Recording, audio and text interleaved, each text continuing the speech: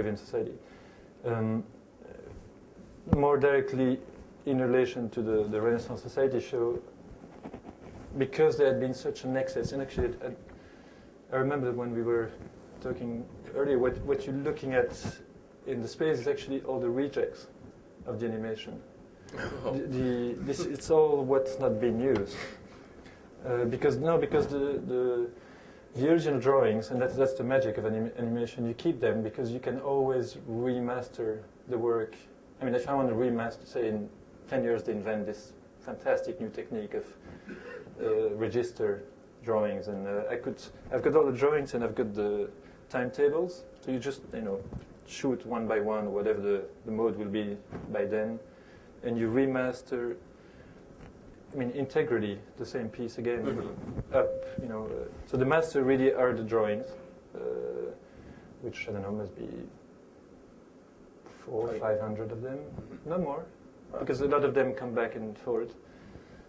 So what's you're looking at here is all what's not been used. You can see that's why there's so many different formats, because because none of us, at first at least, are professionals. We tried all kinds of different ways of. We even thought at some point that we would do the drawings, photocopy them, because we liked the texture of photocopy. Wow. And then we realized, of course, that when you photocopy, there's a slight movement in the camera that doesn't allow for the progression to happen in a smooth way, if you want. But I think that in the Renaissance Society in particular here, I wanted to have this kind of first introduction to this kind of, very repetitive, obsessive, and kind of saturating load of same image, or at first glance, similar images, to create this kind of effort and out of measure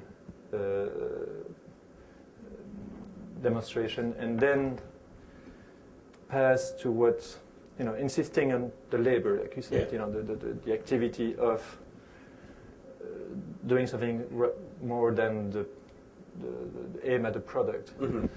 And the animation would come in a second moment as a kind of simply the evidence of that process that really takes the lead of the show, if you want, at least in physical terms.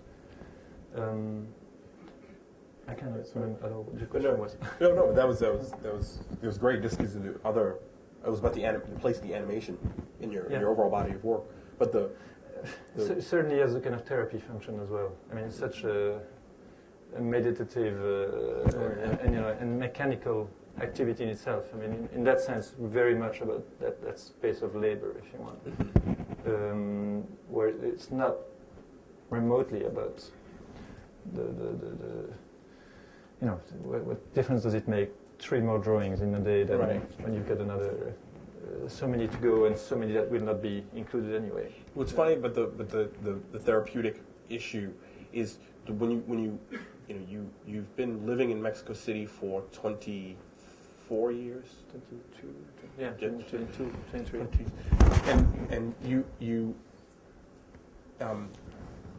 the sort of happenstance nature of coming to reside in Mexico City. You were trained as an architect. And you got there year 86, right? So 22 years. Year after the earthquake, but you had no plans to become an artist. And there's the sort of an early action piece, a photograph of you where on the Zocalo with other day laborers who have signs advertising what they do, and yours says "Turista" on it. And that always struck me as it's interesting that you came in on the point of being not knowing, it's like, okay, leaving an architecture career and deciding to become an artist. What, from later in life, what did art look like to you as a form of work? It's the idea of like being a tourist or flaneur comes up a lot. At the time, or at the time, because it's interesting to me that the labor. I think that your signification of labor is actually completely self-reflexive. It has everything to do actually with a sort of a displaced, and I can't say anxiety, about what constitutes artisanal labor. What does the artist do? You know, in a lot of cases, in the drawings, the animations, like you say, it's like it's therapeutic. It's a place where you can go without having to ask yourself that kind of question, maybe, or something. I think there was an article recently where I think it was Christopher Knight who phrased it quite nicely. He was talking about the passage from the work of art to the art of working. It was quite a nice, and obviously the space of production and the work, labor, etc. But I mean, just to refer to that, the tourista piece, I think tourista piece was a little bit putting into question that kind of space of labor work. But that's it was certainly, I mean, because that entered the art fields as a dilettante, really. I mean, I was in between two potential moments of my personal life, and I wasn't clear whether I was going to go back to Europe or stay in Mexico, or if I was going to go back to architecture. And because I had by then spent already 6 years in Mexico, and there were not, it was quite a heavy year. 94 is the year the Zapatista movement broke out. It's the year the presidential candidate Colosio got killed, etc. It was also a question of whether, how far could I stay an observer, or, pass that line as a foreigner, getting involved in a local situation. Right. So there were lots of personal issues, if you want, that led to that situation. Yeah. But certainly, it had to do with the questioning of my own activity within, an established career, if you want, career, profession, activity. Yeah, yeah. And I mean, I actually came. I'd seen pieces where the walking pieces early were the first introduction to your work. So when I came to the Rojalista, the sign painter paintings, much later, it was quite I was actually shocked by them. In whereas the Tourista piece, was very funny. The sign painter paintings were one where I was like, oh wow, now you're you're overtly engaging in a relationship of labor with these other artisanal. So that's where I really got the idea that labor is a consistent underlying motif or something. It was about mass production. Yeah, mass production of images and maintaining the copyrights on the images.